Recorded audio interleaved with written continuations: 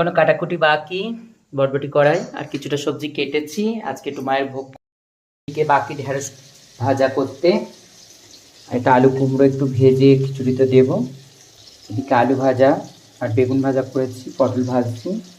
এদিকে ঠাকুরের ভোগটা ফুটে গেছে অলরেডি, ঈশ্বরের কৃপায়। জানি না কতটুকু করব, আর আপনারা আশীর্বাদ করবেন যেন মায়ের সেবা পূজায় লেগে থাকতে পারি। জয় মা তারা। ন